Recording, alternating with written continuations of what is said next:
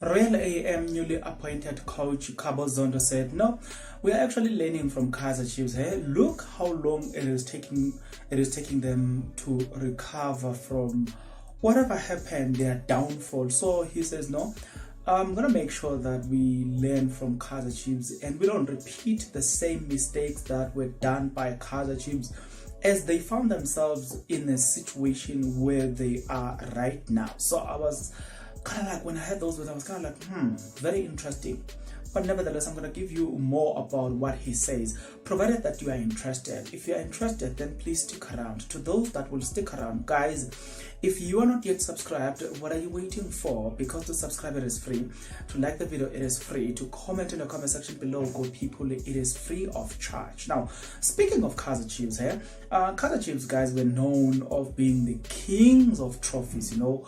They won trophies left, right, and center. But for some strange reasons, they took a short left in their decisions, and it was one step after the other. And the next thing we saw, as we speak, they have spent 7 years without winning a trophy, which is unlike or uncharacteristic of a team like Kaizer Chiefs. Having said that, Kaizer was interviewed and he says the following interesting things. He said, "We have sat down with management and we look at the numbers in terms of a playing personnel that we have.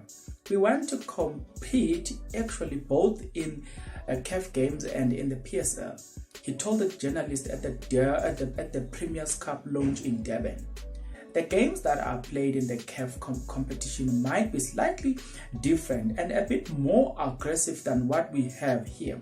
So it's a different challenge which we will relish, of course. It will make us grow. If it's winnable, let's go out and win it. But it's not, if not, it should not be a train smash.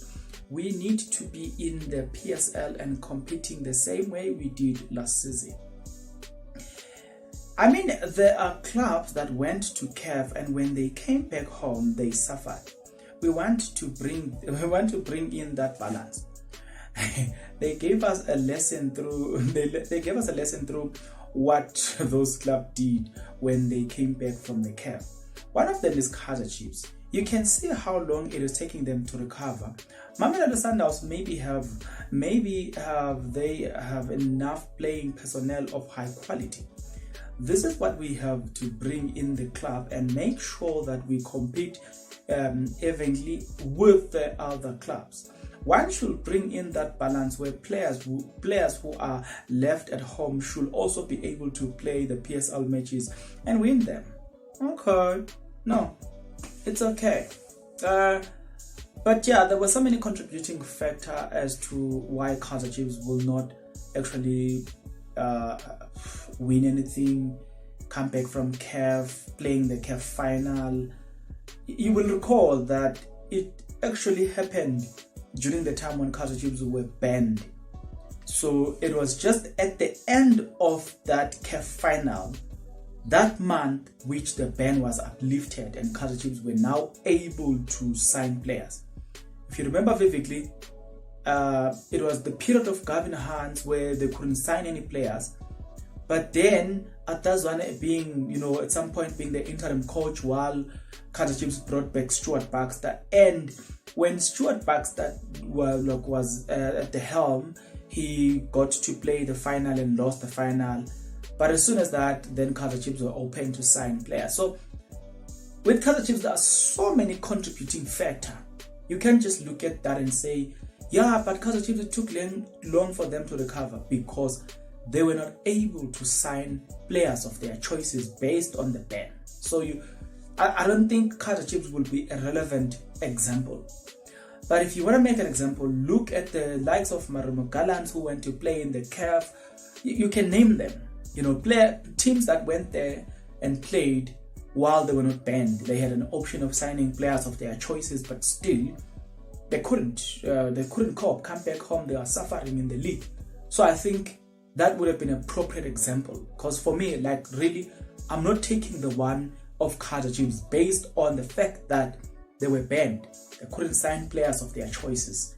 But if you are looking at the Kaizer chips that we have now, that is being built now, I think this is the type of Kaizer chips that can go all the way and compete in the CAF and still come back in the league and still compete in the league, because they are signing more than one player in one position, and probably you will have 3 players in one position going forward. In some position already you have more than 2 players, which is a good sign, especially if you're going to play in the CAF. Even if the player A is registered in the CAF together with player B, but player C is also a good player, and due to the number of players that they want in the CAF, player C is not registered, but he's a good player. It means that you can use player A and B in the CAF games and still come back and use player C in the local games. So I'm saying with regards to Kaizer chips, the type of Kaizer chips that they are building right now, it's a type of Kaizer chips that can withstand that pressure, because they are using the fact that they are able to sign players of their choice. And that alone, it just makes that example invalid for me. Nevertheless, I know you've got an opinion, an educated opinion one. The only way for me to get that opinion is for you to get into the comment section below. Let the conversation, guys, begin right now, right here.